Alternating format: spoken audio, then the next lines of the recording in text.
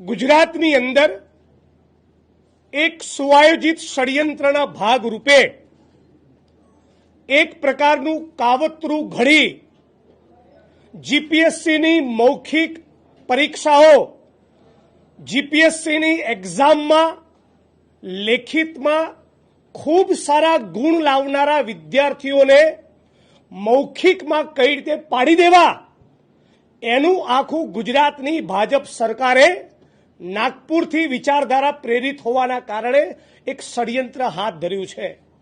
આ બીજું કશું નથી, એ ગુજરાતના આદિવાસી, ઓબીસી અને દલિત સમાજના એકલવ્યોના અંગૂઠા કાપવાનું ષડયંત્ર અને સાજિશ છે।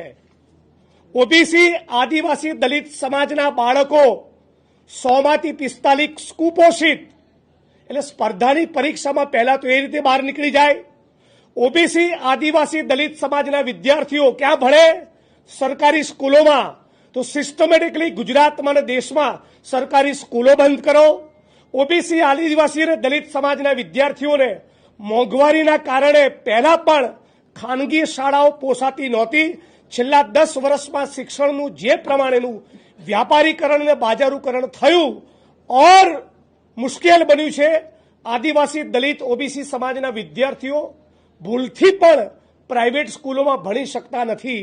એ પ્રાઇવેટ સારી સ્કૂલોમાં ભણી શકે એના માટે યુપીની સરકાર રાઇટ ટુ એજ્યુકેશનનો કાયદો લાવ્યો, તો ગુજરાતની ભાજપ સરકાર એનો અમલ કરતો નથી। પણ આ બધા છતાં કાળી મજૂરી કરીને જે ઓબીસી, આદિવાસી, દલિત સમાજના વાલીઓ પોતાના બાળકોને, પોતાના સંતાનોને, વિદ્યાર્થીઓને ભણાવે છે, એ વિદ્યાર્થીઓ લેખિતમાં એ તેજસ્વી તારલાઓ ઝળકી ઉઠે તો એમને જીપીએસસી સિસ્ટમેટિકલી ઓરલમાં અતિ ઓછા માર્ક આપી પાડી દે છે અને લેખિતમાં જેના અત્યંત ઓછા માર્ક આવ્યા છે એને મૌખિકમાં ખૂબ મોટી સંખ્યામાં ગુણ આપી એ મોટા પદોમાં બિરાજમાન થાય, અમારા માથે બેસે, એવું આખું એક ષડયંત્ર હાથ ધર્યું છે।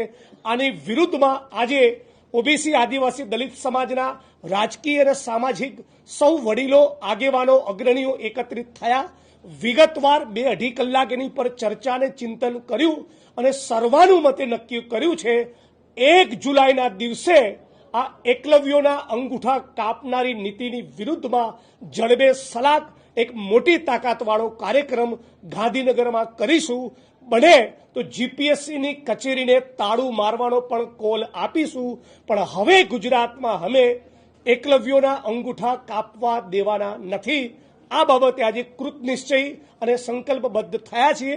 અને તૈયારીના ભાગરૂપે આખા ગુજરાતના 33 જિલ્લામાં, 250થી વધારે તાલુકામાં અને દરેકે દરેક શહેરમાં અમે લોકો આવનારા દિવસોમાં દલિત, આદિવાસી, ઓબીસી સમાજને જગાડવા આ મુદ્દે રોડ પર ઉતરે, બંધારણીય માર્ગે લડત કરે, એના માટે તૈયાર પણ કરવાના છીએ। આટલી વાત આ પ્રેસ કોન્ફરન્સના માધ્યમથી કરીએ છીએ।